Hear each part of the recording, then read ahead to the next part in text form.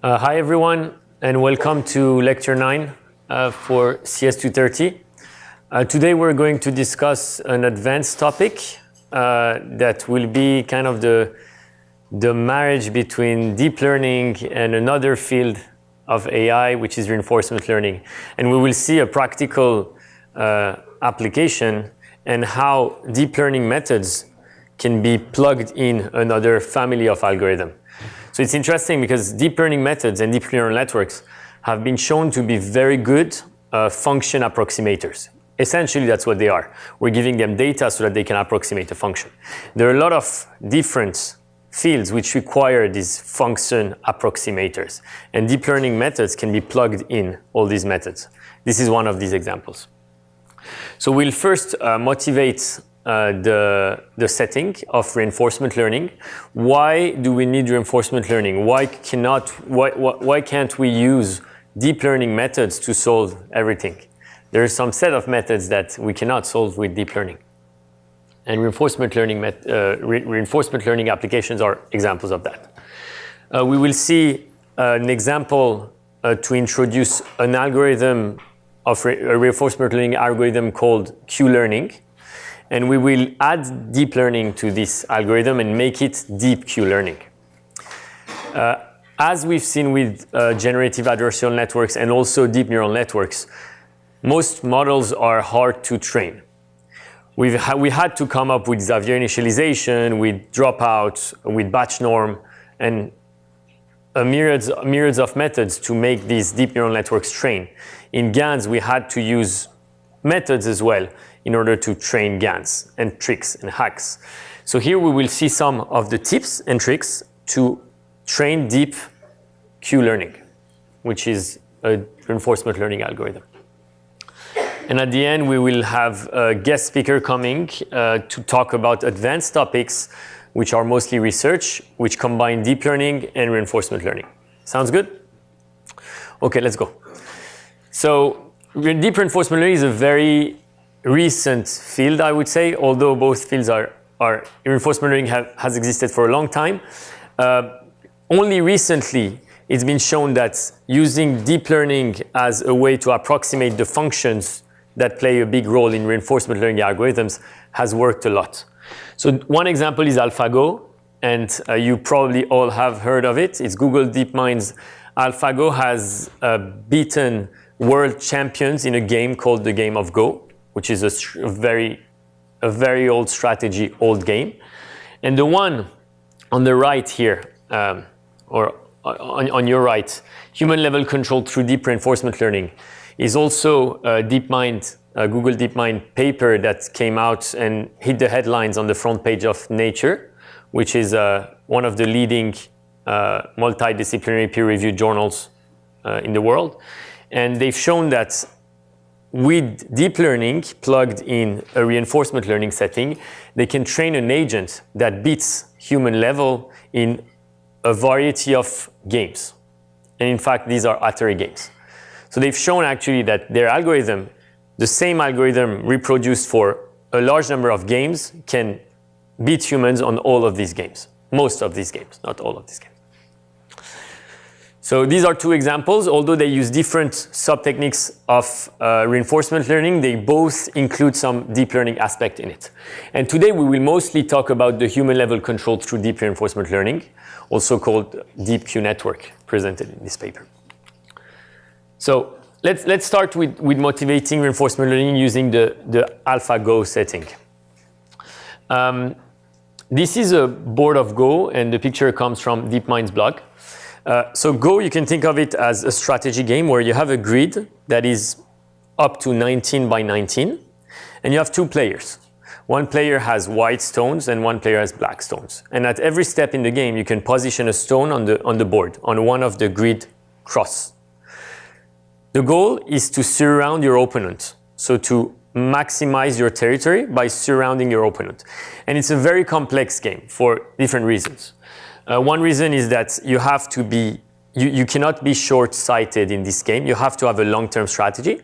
Another reason is that the board is so big. It's much bigger than a chessboard, right? Chessboard is 8 by 8.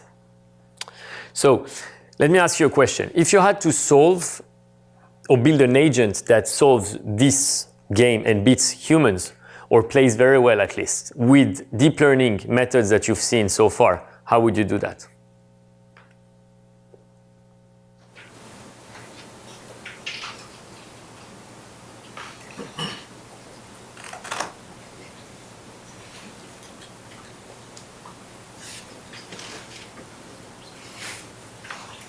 Someone wants to try?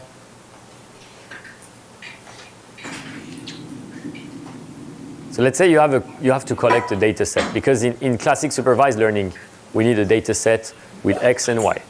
What do you think would be your X and Y? Yeah? The game board is the input, and then the output is the probability of victory from that position.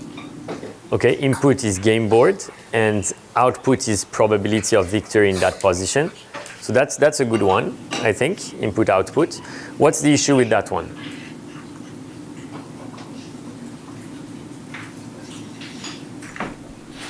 So, yeah. It's hard to represent what the probability of winning is. Yeah, it's super hard to represent what the probability of winning is from this board. Even, like, nobody can tell. Like, even if I ask an expert human to come and tell us what's the probability of black winning in this or white winning in this setting, they wouldn't be able to tell me. So this is a little more complicated. Any other ideas of data sets? Yeah. The grid and then the next action. Okay, good point. So we could have the grid, like this one, and then this is the input, and the output would be the move, the next action taken by probably a professional player. So we would just watch professional players playing, and we would record their moves, and we would build a data set of what is a professional move. And we hope that our network, using this input-output, will at some point learn how the professional players play, and given an input, a state of the board, we'll be able to decide of the next move. What's the issue with that?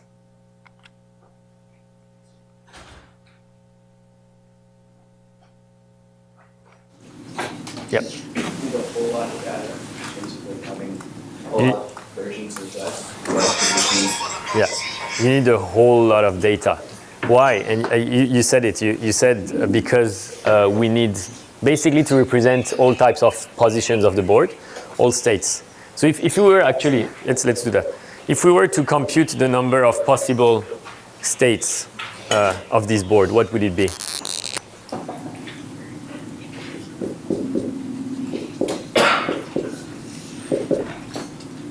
It's a 19 by 19 board.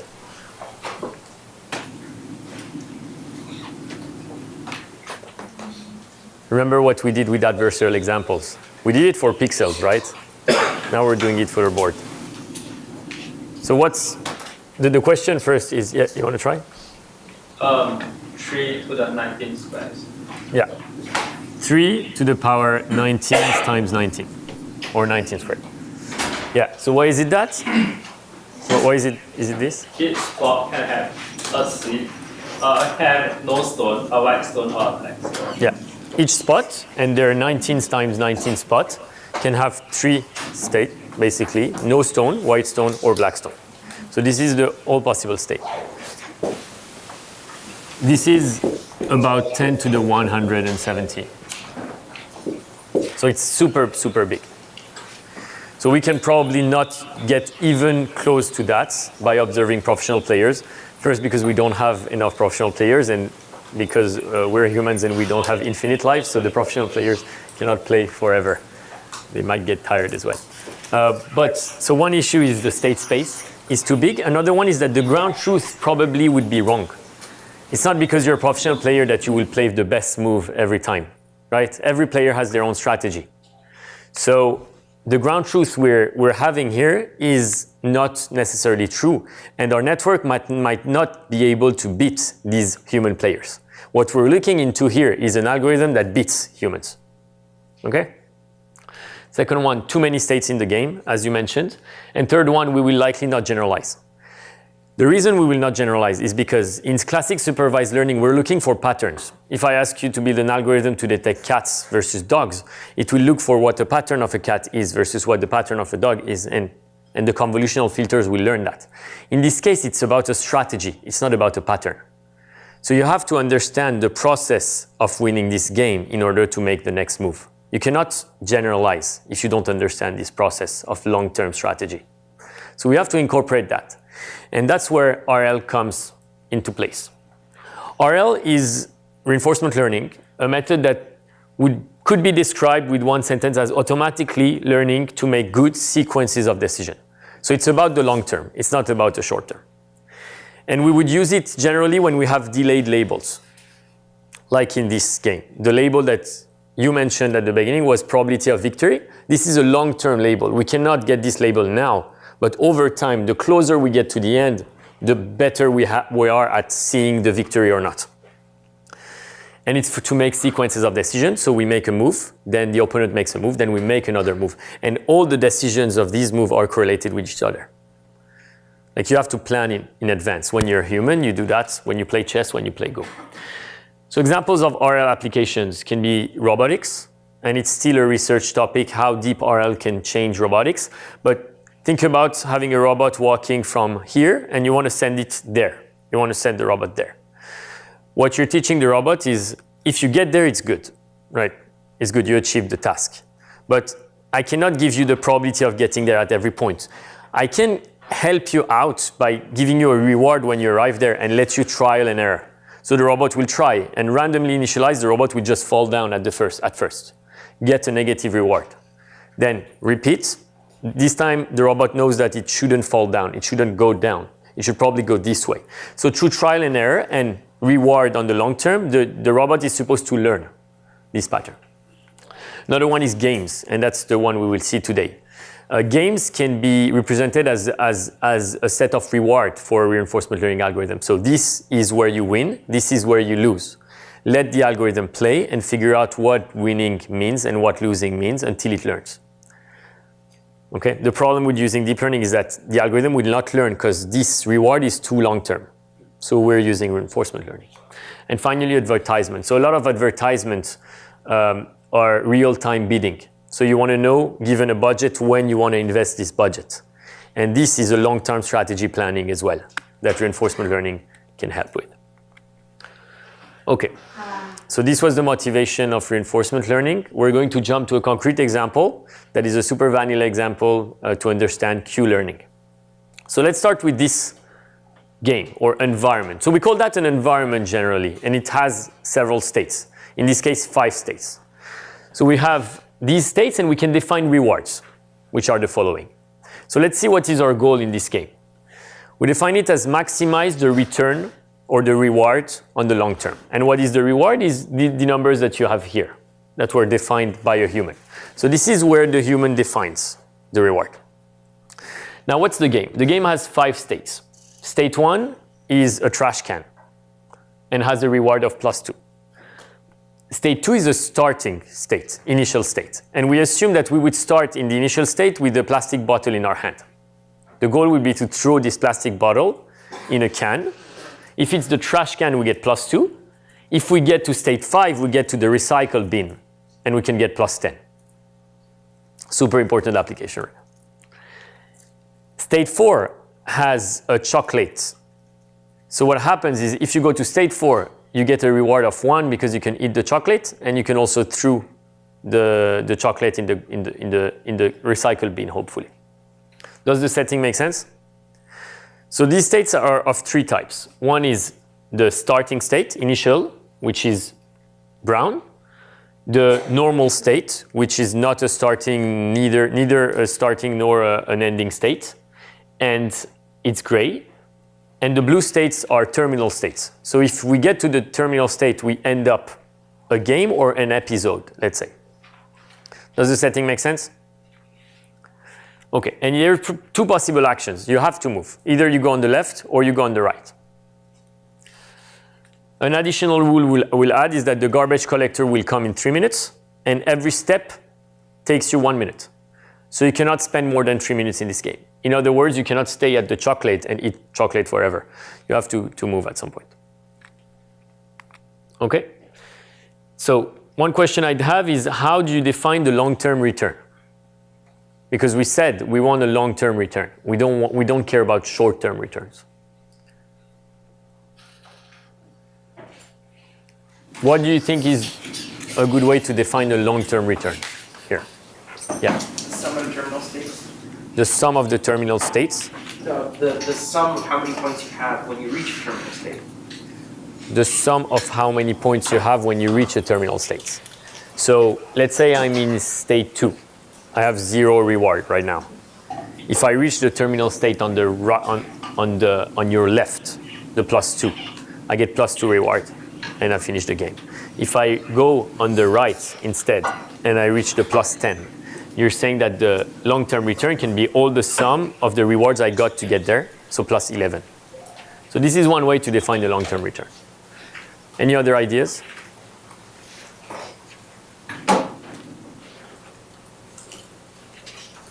You would also want to incorporate the time step, probably take out, reduce the cost or the reward. Yeah, we probably want to incorporate the time steps and reduce the reward as time passes. And in fact, this will be called a discounted return versus what you said would be called a return. Here we will use a discounted return, and it has several advantages. Some are mathematical, because the return you described, which is not discounted, might not converge. It might go up to +infinity. This discounted return will converge with an appropriate discount. So intuitively also, why is the discounted return intuitive? It's because time is always an important factor in our decision making. People prefer cash now than cash in 10 years, right? Or similarly, you can consider that the robot has a limited life expectancy, like it has a battery and loses battery every time it moves. So you want to take into account this discount of, if I can eat chocolate close, I go for it because I know that if the chocolate is too far, I might not get there because I'm losing some battery, some energy, for example. So this is the discounted return. Now, if we take gamma equals 1, which means we have no discount, the best strategy to follow in this setting seems to be to go to the left, to go to the right, starting in the initial state 2. Right. And the reason is it's a simple computation. On one side I get +2, on the other side I get +11. What if my discount was 0.1? Which one would be better? Yeah, the left would be better, directly to +2. And the reason is because we compute in our mind, we just do 0 plus 0.1 times 1, which gives us 0.1, plus 0.1 squared times 10. And it's less than 2. We know it. Okay? So now we're going to assume that the discount is 0.9. And it's a very common discount to use in reinforcement learning. And we use a discounted return. So the general question here, and it's the core of reinforcement learning in this case of Q-learning, is what do we want to learn? And this is really, think of it as a human. What would you like to learn? What are the numbers you need to have in order to be able to make decisions really quickly, assuming you had a lot more states than that and actions? Any ideas of what we want to learn? What would help our decision making?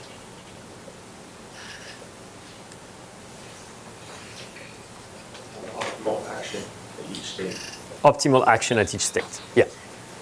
That's exactly what we want to learn. For given a state, tell me the action that I can take. And for that, I need to have a score for all the actions in every state. In order to store these scores, we need a matrix, right?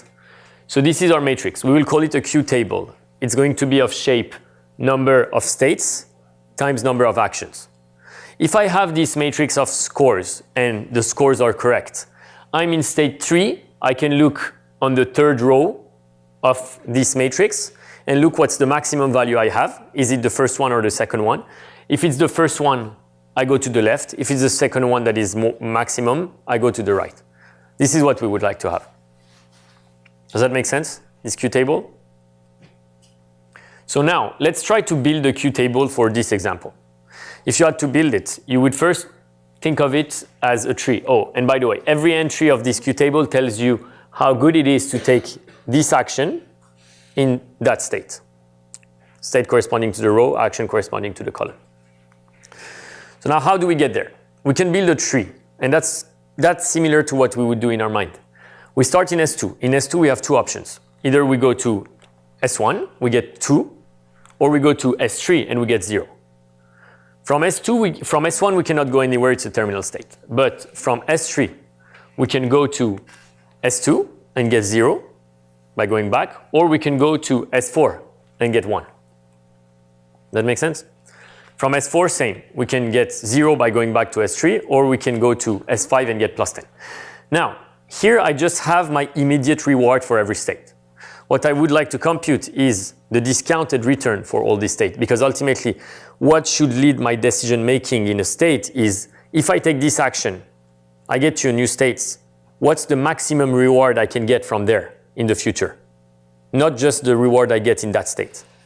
If I take the other action, I get to another state. What's the maximum reward I could get from that state? Not just the immediate reward that I get from going to that state. So what we would do, we can do it together. Let's say we want to compute the value of the actions from S3 going right and left. From S3, I can either go to S4 or S2. Going to S4, I know that the immediate reward was 1, and I know that from S4, I can get plus 10. This is the maximum I can get. So I can discount this 10, multiplied by 0.9. 10 times 0.9 gives us 9, plus 1, which was the immediate reward, gives us 10. So 10 is the score that we give to the action go right from state S3. Now, what if we do it from one step before, S2? From S2, I know that I can go to S3. And to S3, I get 0 reward. So the immediate reward is 0. But I know that from S3, I can get 10 reward, ultimately, on the long term. I need to discount this reward from one step. So I multiply this 10 by 0.9. And I get 0 plus 0.9 times 10, which gives me 9. So now, in state 2, going right will give us a long-term reward of 9. Make sense? And you do the same thing. You can copy back that going from S4 to S3 will give you 0 plus the maximum you can get from S3, which was 10, discounted by 0.9. Or you can do it from S2. From S2, I can go left and get plus 2, or I can go right and get 9, and the immediate reward would be 0, and I will discount the 9 by 0.9 and get 8.1. So that's the process we would do to compute that, and you see that it's an iterative algorithm. I will just copy back all these values in my matrix, and now if I'm in state 2, I can clearly say that the best action seems to say go to the left, because the long-term discounted reward is 9, while the long-term discounted reward for going to the right is 2. And I'm done. That's Q-learning. I solved the problem. I had a problem statement. I found a matrix that tells me in every state what action I should take. I'm done. So why do we need deep learning? It's a question we will try to answer. So the best strategy to follow with 0.9 is still right, right, right. And the way I see it is I just look at my matrix at every step, and I follow always the maximum of my row. So from state 2, 9 is the maximum, so I go right. From state 3, 10 is the maximum, so I still go right. And from state 4, 10 is the maximum, so I go right again. So I take the maximum over all the actions in a specific state. Okay? Now, one interesting thing to follow is that when you do this iterative algorithm, at some point it should converge. And ours converged to some values that represent the discounted rewards for every state and action. There is an equation that this Q function follows. And we know that the optimal Q function follows this equation. The one we have here follows this equation. This equation is called the Bellman equation. And it has two terms. One is R, and one is discount times the maximum of the Q scores over all the actions. So how does that make sense?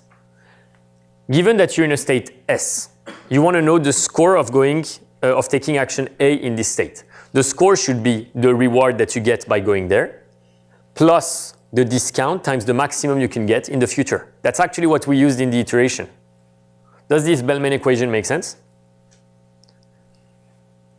Okay, so remember, this is going to be very important in Q-learning, this Bellman equation. It's the equation that is satisfied by the optimal Q table or Q function. And if you try out all these entries, you will see that it follows this equation. So when Q is not optimal, it's not following this equation yet. We would like Q to follow this equation. Another point of vocabulary in reinforcement learning is a policy. Policy is denoted P sometimes or mu, and pi. Pi of S is equal to argmax over the actions of the optimal Q that you have. What it means, it's exactly our decision process. It's given that we're in state S, we look at all the columns of this state S in our Q table, we take the maximum. And this is what pi of S is telling us. It's telling us this is the action you should take. So pi, our policy, is our decision making. Okay. It tells us what's the best strategy to follow in a given state. Any questions so far?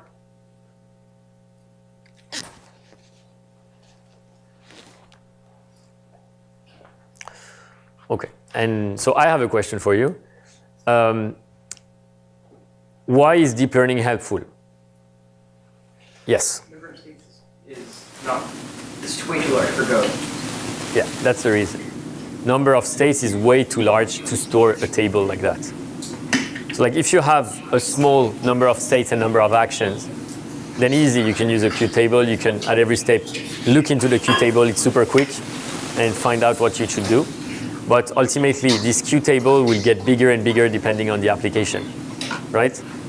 And the number of states for Go is 10 to the power 170 approximately, which means that this matrix should have a number of rows equal to 10 with 170 zeros after. I mean, you know what I mean. It's very big. And number of actions is also going to be bigger. In Go, you can place your action everywhere on the board that is available, of course. Okay, so way too many states and actions. So we would need to come up with maybe a function approximator that can give us the action based on a state instead of having to store this matrix. That's where deep learning will come. So just to recap these first 30 minutes, in terms of vocabulary, we learn what an environment is. It's the general game definition. An agent is the thing we're trying to train, the decision maker. A state, an action, reward, total return, a discount factor, the Q table, which is the matrix of entries representing how good it is to take action A in state S. A policy, which is our decision-making function, telling us what's the best strategy to apply in a state. And Bellman equation, which is satisfied by the optimal Q table. So now we will tweak this Q table into a Q function. And that's where we shift from Q learning to deep Q learning. So find a Q function to replace the Q table. Okay, so this is the setting. We have our problem statement, we have our Q table, we want to change it into a function approximator that will be our neural network. Does that make sense how deep learning comes into reinforcement learning here? So now we take a state as input, forward propagated in the deep network, and get an output which is an action score for all the actions. It makes sense to have an output layer that is the size of the number of actions, because we don't want to give an action as input and a state as input and get the score for this action taken in this state. Instead, we can be much quicker. We can just give the state as input, get all the distribution of scores over the output, and we just select the maximum of this vector, which will tell us which action is best. So if we're in state 2, let's say, here. We're in state 2, and we forward propagate state 2, we get two values, which are the scores of going left and right from state 2. We can select the maximum of those, and it will give us our action. The question is how to train this network. We know how to train it. We've been learning it for 9 weeks. Compute the loss, backpropagate. Can you guys think of some issues that make this setting different from a classic supervised learning setting? The reward changes dynamically. The reward changes dynamically. The reward changes dynamically. So the reward doesn't change. The reward is set. You define it at the beginning. It doesn't change dynamically. But I think what you meant is that the Q-scores change dynamically. That's true, the Q-scores change dynamically. But that's probably okay because our network changed. Our network is now the Q-score. So when we update the parameters of the network, it updates the Q-scores. What's another issue that we might have? No labels. No labels. Remember, in supervised learning, you need labels to train a network. What are the labels here?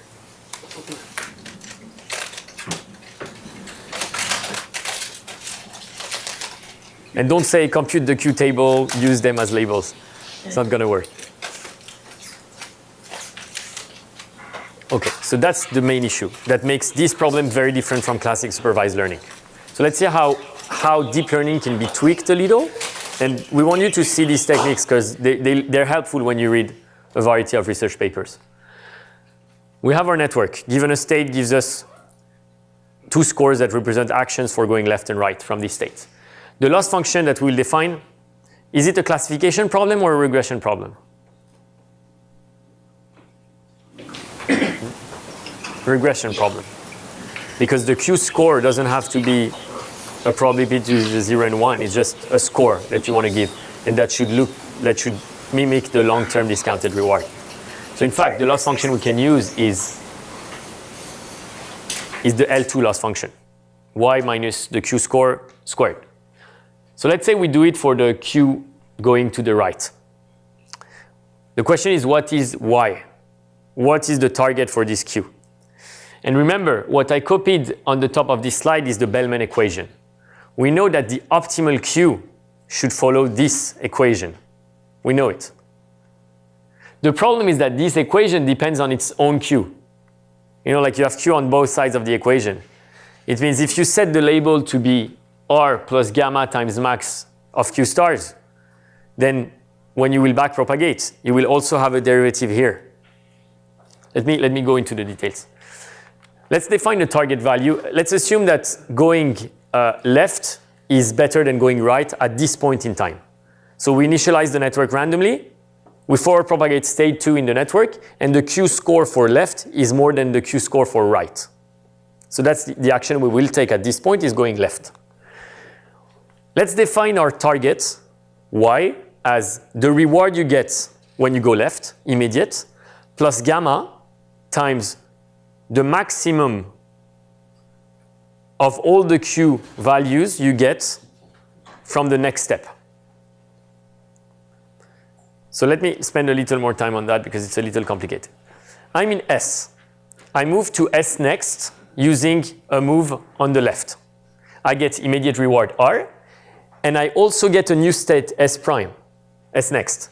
I can forward propagate this state in the network and understand what is the maximum I can get from this state. Take the maximum value and plug it in here. So this is hopefully what the optimal Q should follow. It's a proxy to a good label. It means we know that the Bellman equation tells us the best Q satisfies this equation. But in fact, this equation is not true yet because the true equation we have Q star here, not Q. Q star, which is the optimal Q.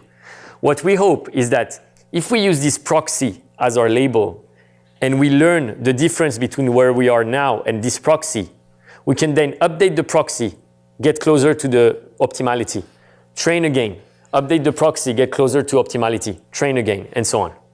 Our only hope is that this will converge. So, does it make sense how this is different from deep learning? The labels are moving. They're not static labels. We define a label to be a best guess of what would be the best Q function we have. Then we compute the loss of where the Q function is right now compared to this. We backpropagate so that the Q function gets closer to our best guess. Then, now that we have a better Q function, we can have a better guess. So we make a better guess. And we fix this guess. And now we compute the difference between this Q function that we have and our best guess. We backpropagate up. We get to our best guess. We can update our best guess again. And we hope that doing that iteratively will end with a convergence and a Q function that will be very close to satisfy the Bellman equation, the optimal Bellman equation. Does it make sense? This is the most complicated part of Q-learning. Yeah. So you're saying we generate the output of the network and then we compare it to the Q function. We generate the output of the network. We get a Q function. We compare it to the best Q function that we think it is. What is the best Q function that we The one that satisfies the Bellman equation. But we never actually computed the full Bellman equation. We don't, but we guess it based on the Q we have. Okay. So basically, when you have Q, you can compute this Bellman equation, and it will give you some values. These values are probably closer to where you want to get to from where you are now. Where you are now is farther from this optimality. And you want to reduce this gap. To close the gap, you backpropagate. Yes? Is there a possibility that these labels even diverge? So the question is there a possibility for this to diverge? So this is a broader discussion that would take a full lecture to prove. So I put a paper here from Francisco Melo, which proves the convergence of this algorithm. So it converges. And in fact, it converges because we're using a lot of tips and tricks that we will see later. But if you want to see the math behind it, and it's a full lecture of proof, I invite you to look at this simple proof for convergence of the Bellman equation. Okay? Okay, so this is the case where left score is higher than right score. And we have two terms in our target, immediate reward for taking action left, and also discounted maximum future reward when you are in state S next. Okay? The tricky part is that, let's say we compute that. We can do it. We have everything. We have everything to compute our target. We have R, which is defined by the human at the beginning. And we can also get this number because we know that if we take action left, we can then get S next. And we forward propagate S next in the network. We take the maximum output, and it's this. So we have everything in this equation. The problem now is if I plug this and my Q score in my loss function, and I ask you to backpropagate. Backpropagation is what? W equals W minus alpha times the derivative of the loss function with respect to W, the parameters of the network. Which term will have a non-zero value? Obviously, the second term, Q of S go to the left, will have a non-zero value because it depends on the parameters of the network, W. But Y will also have a non-zero value because you have Q here. So how do you handle that?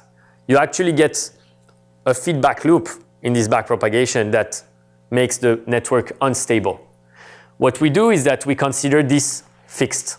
We will consider this Q fixed. The Q that is our target is going to be fixed for many iterations. Let's say a million or 100,000 iteration until we get close to there and our gradient is small. Then we will update it and we will fix it. So we actually have two networks in parallel, one that is fixed and one that is not fixed. Okay, and the second case is similar. If the Q score to go on the right was more than the Q score to go on the left, we would define our target as immediate reward of going to the right plus gamma times the maximum Q score we get if we're in the state that in the next state and take the best action. Does this make sense? It's the most complicated part of Q-learning. This is the hard part to understand. So immediate reward to go to the right and discounted maximum future reward when you're in state S next, going to the right. So this is hold fixed for backprop. So no derivative. If we do that, then no problem. Y is just a number. We come back to our original supervised learning setting. Y is a number, and we compute the loss and we backpropagate. No difference. Okay? So compute DL over DW and update W using stochastic gradient descent methods. RMS prop, Adam, whatever you guys want. So let's go over this full DQN, Deep Q Network implementation. And this slide is a pseudocode to help you understand how this entire algorithm works. We will actually plug in many methods in this pseudocode. So please focus right now, and if you understand this, you understand the entire rest of the lecture. We initialize our Q network parameters, just as we initialize a network in deep learning. We loop over episodes. So let's define an episode to be one game, like going from start to end, to a terminal state. This is one episode. We can also define episodes sometimes to be many states. Like breakout, which is the game with the paddle, usually is 20 points. The first player to get 20 points finishes the game. So episode will be 20 points. Once you're looping over episode, start from an initial state S. In our case, it's only one initial state, which is state 2, and loop over time steps. For propagate S, state 2 in the Q network, execute action A, which has the maximum Q score, observe an immediate reward R and the next state S prime, compute target Y, and to compute Y, we know that we need to take S prime for propagate it in the network again, and then compute the loss function, update the parameters with gradient descent. Does this loop make sense?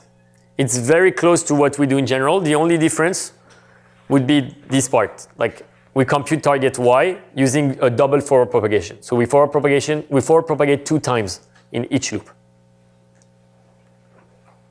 Do you guys have any questions on this pseudocode?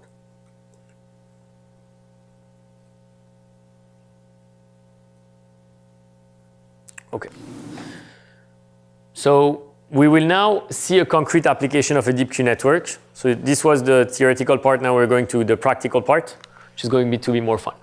So let's look at this game. It's called Breakout. The goal when you play Breakout is to destroy all the bricks without having the ball pass the line on the bottom.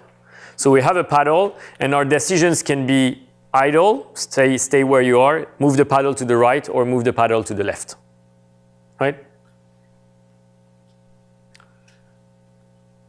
And this demo, and you have the credits on the bottom of the slide, shows that after training Breakout using Q-learning, they get a super intelligent agent which figures out a trick to finish the game very quickly. So actually, even like good players didn't know this trick. Professional players know this trick. But in Breakout, you can actually try to dig a tunnel to get on the other side of the bricks, and then you will destroy all the bricks super quickly from top to bottom instead of bottom up.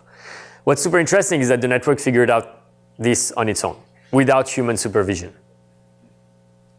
And this is the kind of thing we want. Remember, if we were to use input the Go board and output professional players, we will not figure out that type of stuff most of the time.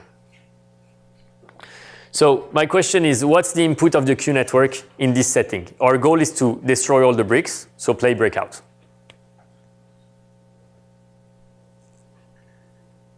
What should be the input?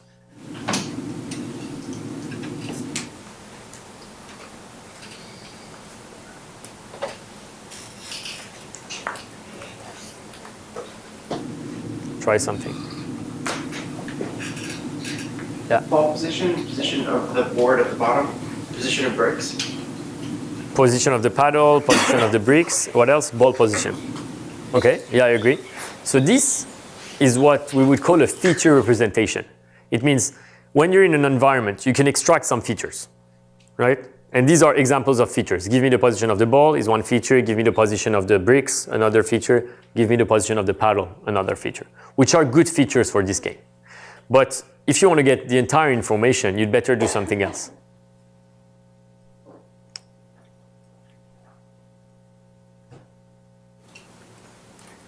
Yeah. The pixels. You don't want any human supervision. You don't want to put features. You just, okay, take the pixels. Play the game, you can control the paddle, take the pixel. So yeah, this is a good input to the Q network. What's the output? I said it earlier. Probably the output of the network will be 3 Q values, representing the action going left, going right, and staying idle in a specific state. That is the input of the network. So given a pixel image, we want to predict Q scores for the 3 possible actions. Now, what's the issue with that? Do you think that would work or no?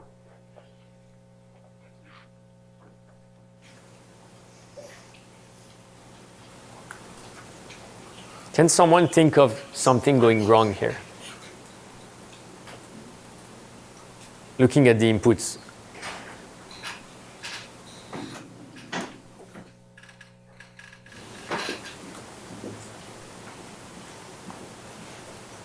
Okay, I'm going to help you. If I give you, yeah, you want to try? It's hard to know whether the ball is going up or down. Oh yeah, good point. Based on this image, you cannot know if the ball is going up or down. So actually it's super hard because the action you take highly depends on if the ball is going up or down, right? If the ball is going down, and even if the ball is going down, you don't even know which direction it's going down. So there's a problem here, definitely. There's not enough information to make a decision on the action to take. And if it's hard for us, it's going to be hard for the network. So what's a hack to prevent that? It's to take successive frames. So instead of one frame, we can take 4 frames, successive frames. And here, the same setting as we had before, but we see that the ball is going up. We see which direction is going up, and we know what action we should take because we know the slope of the ball and also if it's going up or down. That make sense? Okay, so this is called a preprocessing. Given a state, compute a function phi of s that gives you the history of this state, which is the sequence of 4 last frames. What other preprocessing can we do? And this is something I want you to be quick, like we learned it together in deep learning. Input preprocessing. Remember the second lecture where the question was, what resolution should we use? Remember? You have a cat recognition, what resolution would you want to use? Here's same thing. If we can reduce the size of the input, let's do it. If we don't need all that information, let's do it. For example, do you think the colors are important? Very minor. I don't think they're important. So maybe we can grayscale everything. That removes that converts 3 channels into 1 channel, which is amazing in terms of computation. What else? I think we can crop a lot of this. Like maybe there's a line here we don't need to make any decision. We don't need the scores, maybe. So actually, there are some games where the score is important for decision making. An example is football, or soccer. When you're winning 1-0, you'd better, if you're playing against a strong team, defend, get back and defend to keep this 1-0. So the score is actually important in the decision making process. And in fact, there are famous coach in football which have this technique called park the bus, where you just put all your team in front of the goal once you have scored a goal. So this is an example. So here, there's no park the bus, but we can definitely get rid of the score, which removes some pixels and reduces the number of computations. And we can reduce to grayscale. One important thing to be careful about when you reduce to grayscale is that grayscale is a dimensionality reduction technique. It means you lose information. But if you have 3 channels and you reduce everything in 1 channel, sometimes you would have different color pixels which will end up with the same grayscale value, depending on the grayscale that you use. And it's been seen that you lose some information sometimes. So let's say the ball and some bricks have the same grayscale value, then you would not differentiate them. Or let's say the paddle and the background have the same grayscale value, then you would not differentiate them. So you have to be careful of that type of stuff. And there's other methods that do grayscale in other ways, like luminance. So we have our phi of s, which is this input to the Q network. And the deep Q network architecture is going to be a convolutional neural network because we're working with images. So we forward propagate that. This is the architecture from Min, Kavuksoğlu, Silver et al. From DeepMind. Conv-ReLU, Conv-ReLU, Conv-ReLU, 2 fully connected layers, and you get your Q scores. And we get back to our training loop. So what do we need to change in our training loop here is we said that 1 frame is not enough, so we pre-process all the frames. So the initial state is converted to phi of s. The forward propagated state is phi of s, and so on. So everywhere we had s or s prime, we convert to phi of s or phi of s prime, which gives us the history. Now, there are a lot more techniques that we can plug in here, and we will see 3 more. One is keeping track of the terminal state. In this loop, we should keep track of the terminal state because we said if we reach a terminal state, we want to end the loop, break the loop. Another reason is because the y function, so Basically, we have to create a Boolean to detect the terminal state before looping through the time steps. And inside the loop, we want to check if the new S prime we're going to is a terminal state. If it's a terminal state, then I can stop this loop and go back, play another episode. So start at another starting state and continue my game. Now, this Y target that we compute is different if we're in a terminal state or not. Because if we're in a terminal state, there is no reason to have a discounted long-term reward. There's nothing behind that terminal state. So if we're in terminal state, we just set it to the immediate reward and we break. If we're not in a terminal state, then we would add this discounted future reward. Any questions on that? Yep.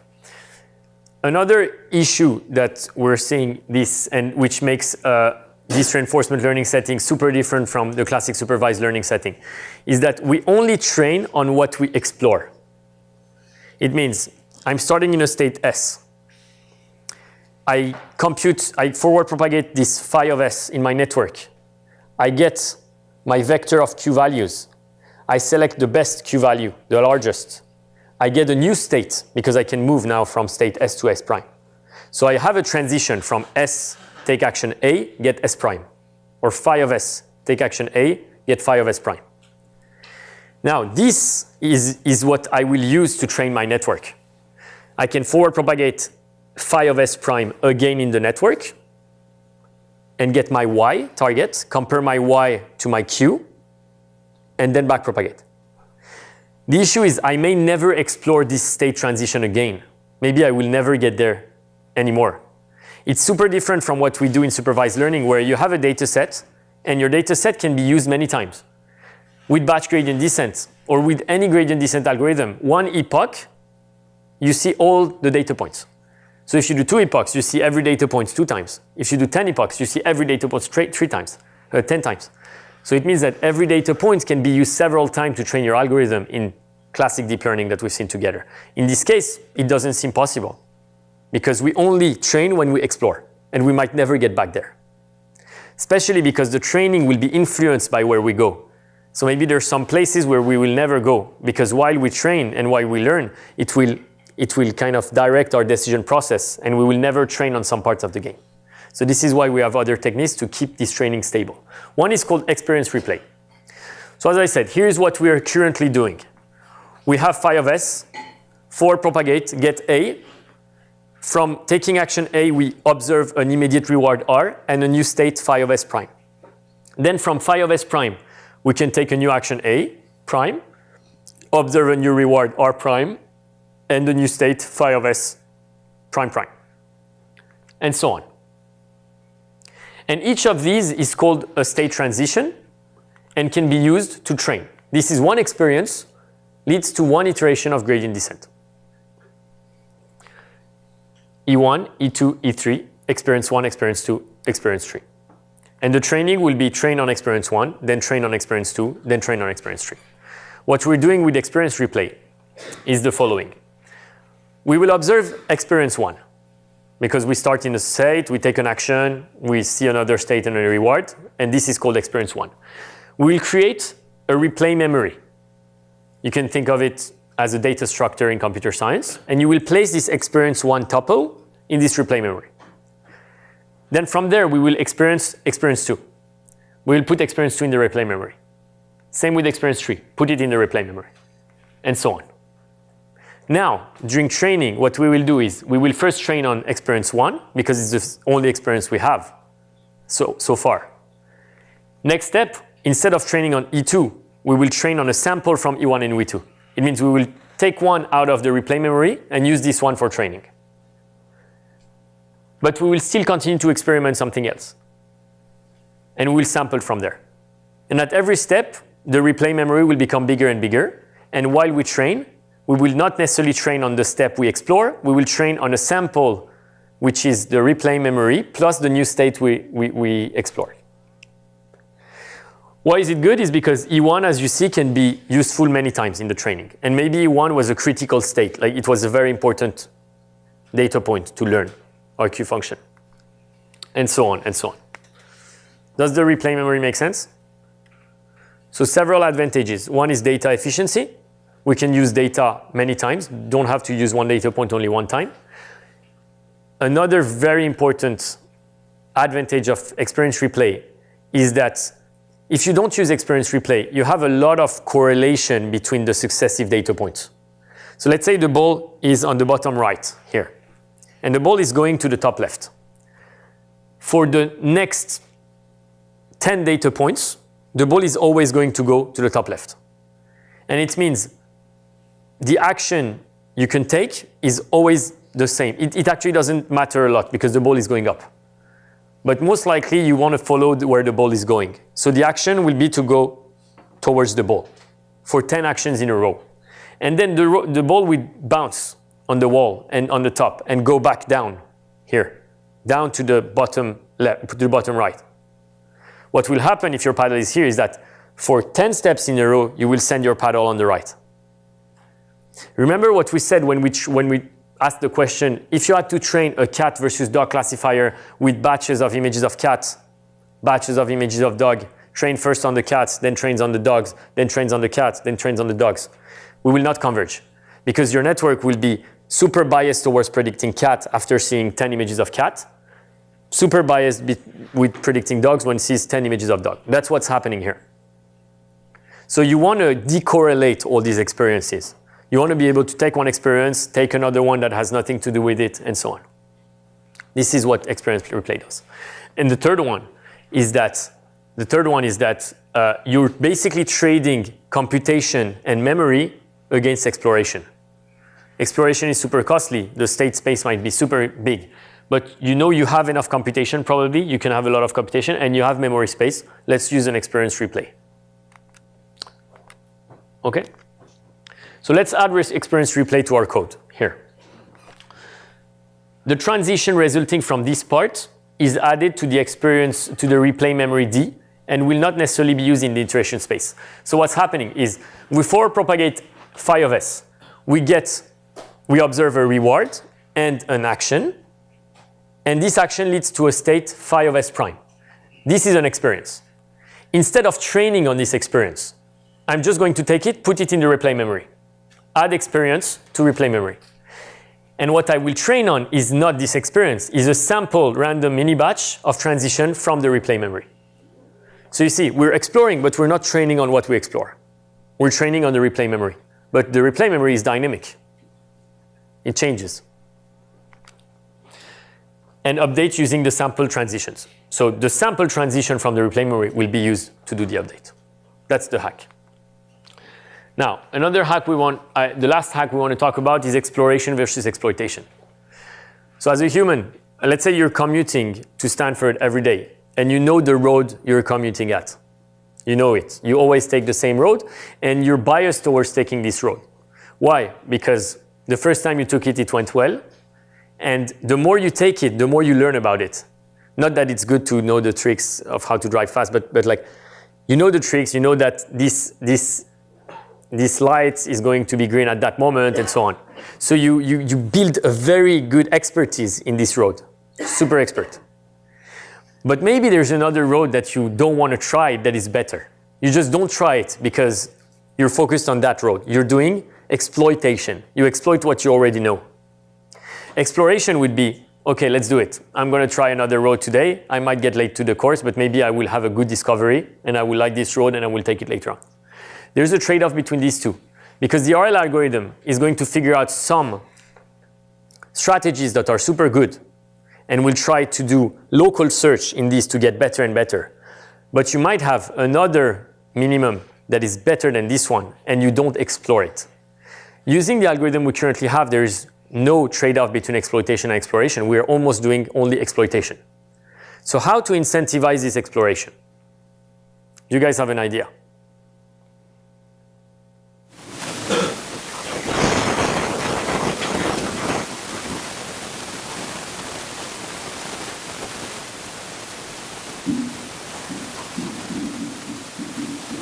So right now, when we're in a state S, we're forward propagating the state, pre-processed state in the network, and we take the action that is the best action, always.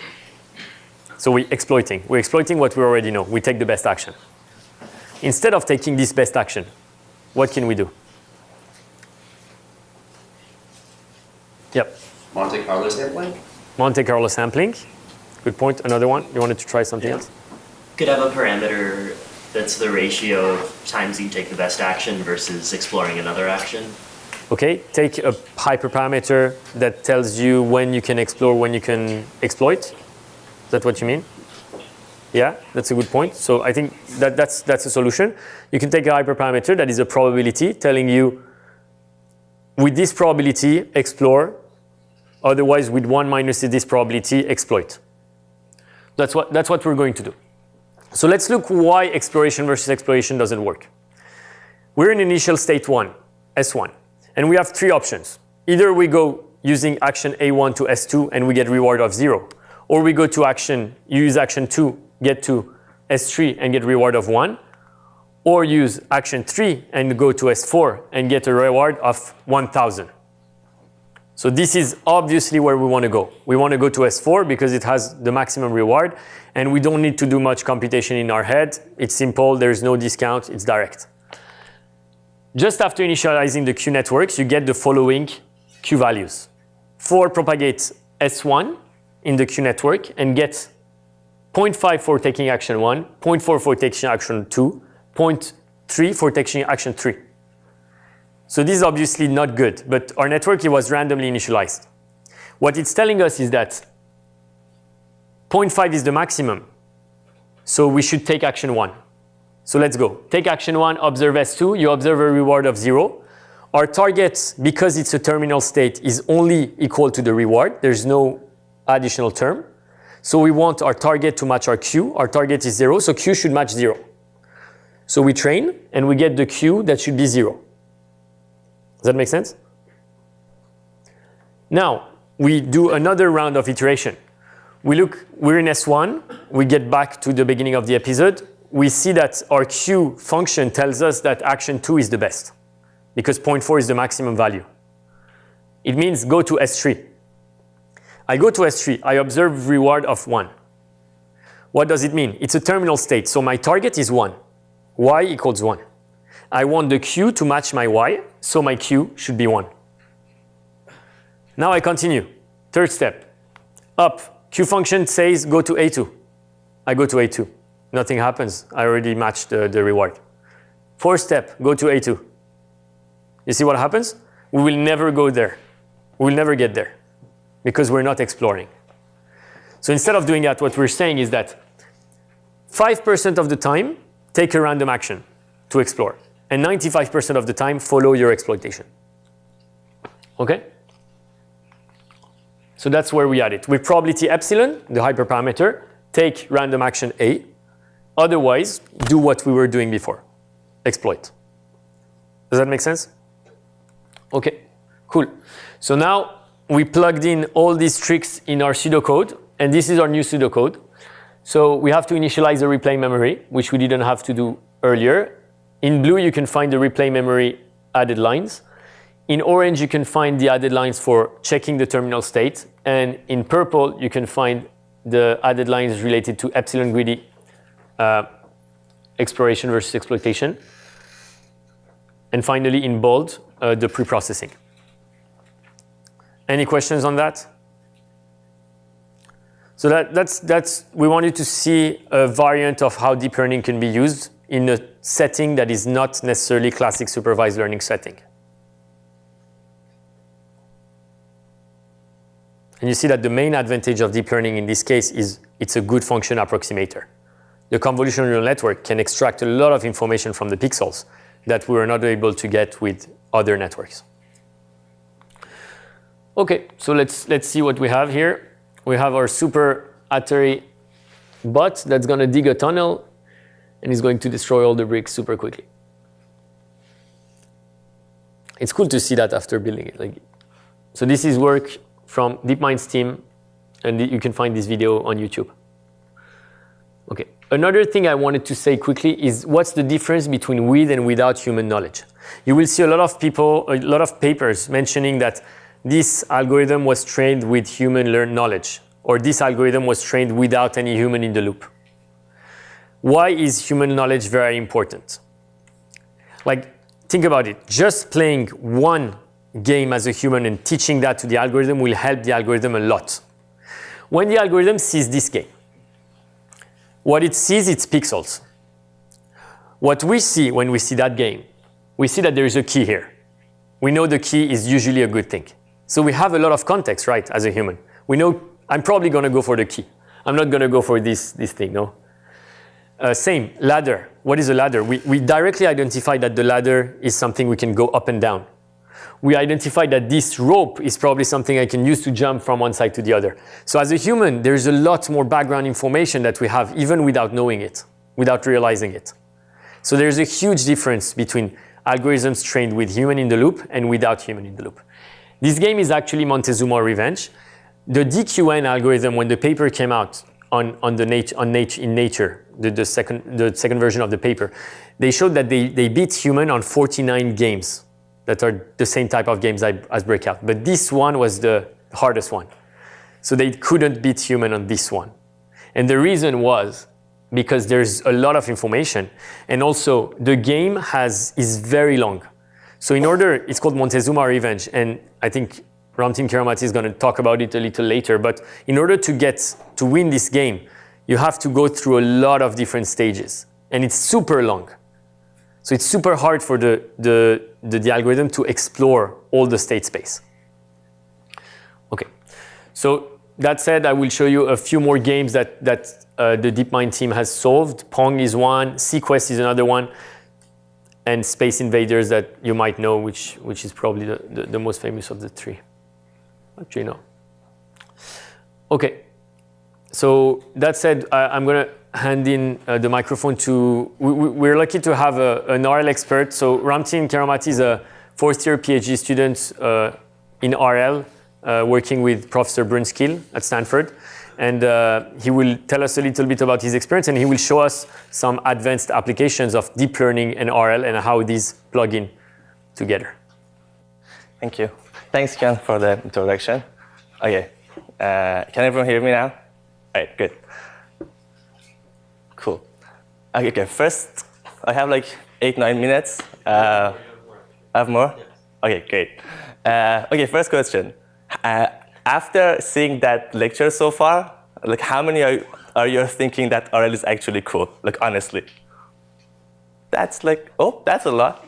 Okay, that's a lot. Okay, my hope is after showing you some other advanced topics here, then the percentage can even increase.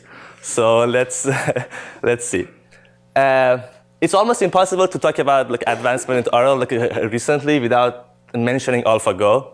I think someone right now wrote that on the table that it's almost 10 to the power of 170 different configuration of the board, and that's roughly more than that's more than the estimated number of atoms in the universe. So one traditional RL algorithm, like before like deep learning and stuff like that, was like tree search in RL, which is basically go exhaustively search all the other possible action that you can take and then take the best one. In that situation, AlphaGo, that's almost impossible. So what they do, that's also a paper from DeepMind, is that they train a neural network for that. They kind of merge the tree search with deep neural network that they have. They have two kinds of networks. One is called the value network, and value network is basically consuming this image, an image of a board, and telling you what's the probability that if you can win in this situation. So if the value is higher, then the probability of winning is higher. How does it help you? It helps you in the case that if you want to search for the action, you don't have to go until the end of the game, because the end of the game is a lot of steps, and it's almost impossible to go to the end of the game in all the simulations. So that just helps you to understand what's the value of each game like beforehand, like after like 40th step or 50th step, if you're going to win that game or if you're going to lose that game. There's a network of like policy network, which helps you to take action. But I think the most interesting thing of the AlphaGo is that it's trained from scratch. So it trains from nothing, and they have a trick called self-play, that there is two AI playing with each other. The best one replicate the best the best one and I keep it fixed, and I have another one that is trying to compete the previous version of itself. And after it completes the previous version of itself like reliably many times, then I replace this again for the previous one. And then I just turn. So this is a training curve of like a self-play of the AlphaGo, as you see. And it takes a lot of compute, so that's kind of crazy. But finally, they beat the human. Okay, another type of algorithm, this is like the whole different class of algorithm called like policy gradients. We have developed an algorithm called trust region policy optimization. Oh, can I stop the... This method was able to learn locomotion controllers for simulated Can you robots from mute scratch. the sound, please? Okay, great. So, policy gradient algorithm. Okay, what I can do is that I stop this from here. No, it doesn't work. Okay, so here, like in the DQN that you've seen, you came and like compute the Q value of each state, and then what you've done is that you take the argmax of this with respect to action, and then you choose the action that you want to choose, right? But what care at the end of the day is the action, which is the mapping from a state to action, which we call it like a policy, right? So what you care at the end of the day is actually the policy, like what action should I take? It's not really the Q value itself, right? So this class of methods that called like policy gradients is trying to directly optimize for the policy. So rather than updating the Q function, I compute a gradient of my policy and I update my policy network again and again and again. So let's see these videos. So this is like this guy that is trying to reach the pink ball over there, and sometimes like gets hit by some external forces. And this is called like one of the algorithm called like PPO, which is policy gradient, and try to reach to that ball. So I think that you've heard of OpenAI like 5, like the bot that is playing Dota. So this is like completely like PPO algorithm.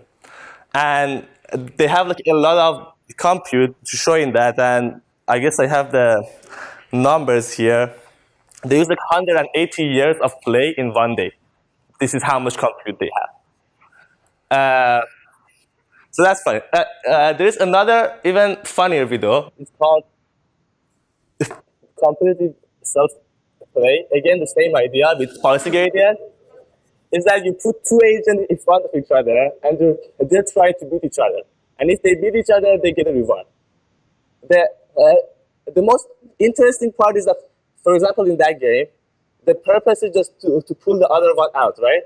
But they understand some emerging behavior, which is, for us, human makes sense, but for them to learn out of nothing is kind of cool.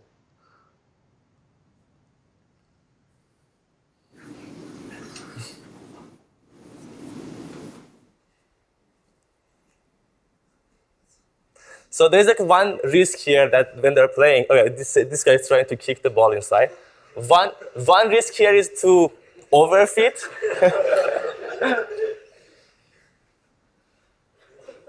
That's also cool.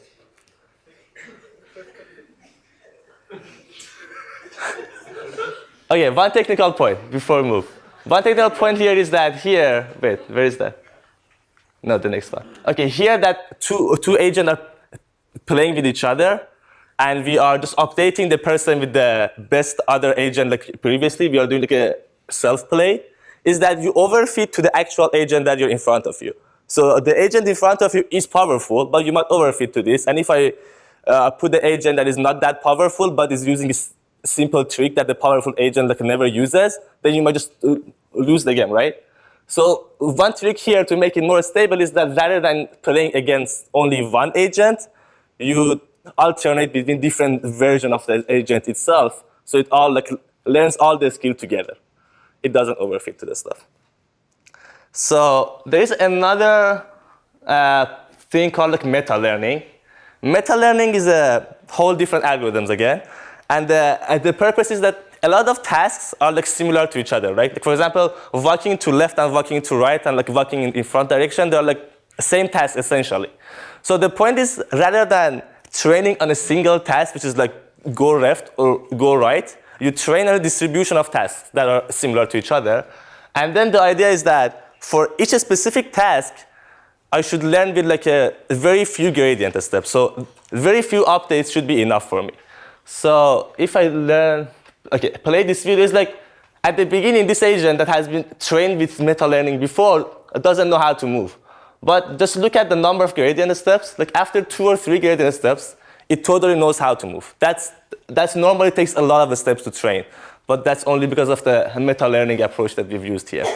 Meta learning is also cool. I mean, the algorithm is from Berkeley, Chelsea Finn, which is now also coming to Stanford. It's called model agnostic meta learning.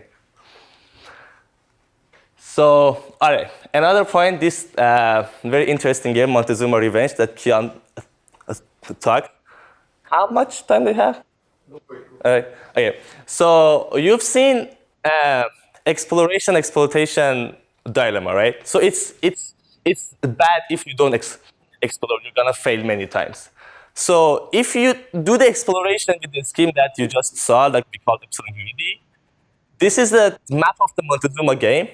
And you're gonna see only 2 rooms of that game if you do like exploration randomly. And the game, I think, has like 21 or 20 something different rooms that is hard to reach. So there's this recent paper, I think, from Google Brain, from Mark Billemer and team.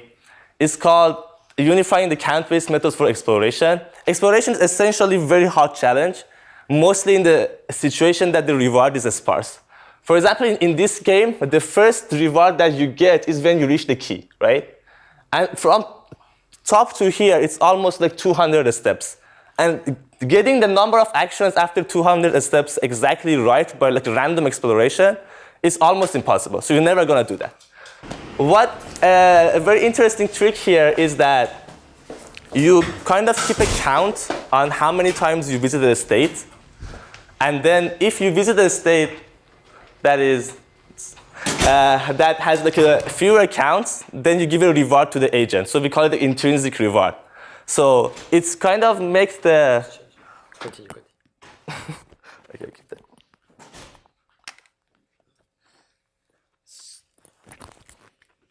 So it changes the looking for the reward in starting environment is also intensive. Like it has the incentive to just go and search around because we wanna increase the counts of the state that it has never seen before.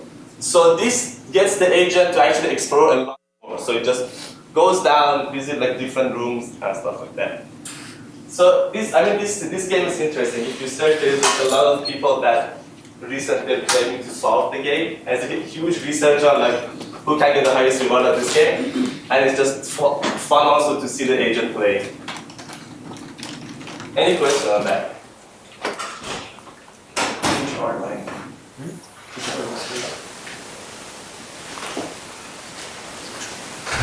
Any questions? No, all right. There is also another interesting point that would be just fun to know about. It's called imitation learning.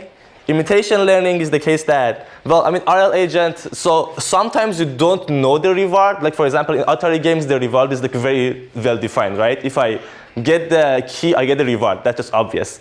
But sometimes like defining the reward is hard. For example, when the car, like the blue one, wanna drive in some highway, like what is the definition of the reward, right? So we don't have a clear definition of that. But on the other hand, we have a person, like we have human experts that can drive for us. And then we see, oh, this is the right way of driving, right? So in this situation, we have something called imitation learning that we try to mimic the behavior of an expert.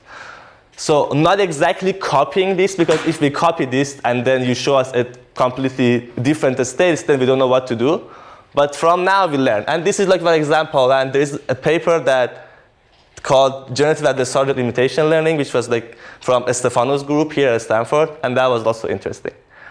Well, I think that's advanced topic. If you have any questions, I'm here, Kian. Question? No? Okay, so I guess for next week, so there's no assignment. You guys have finished C5 and you know about sequence models now. We want you to spend a lot of time on this project. The project is a big part of CS230, as you know. And there's going to be project TA mentorships, and this Friday we will have TA sections with reading research papers. We will go over the object detection YOLO and YOLO V2 papers from Redmond et al. Okay, see you guys. Thank you.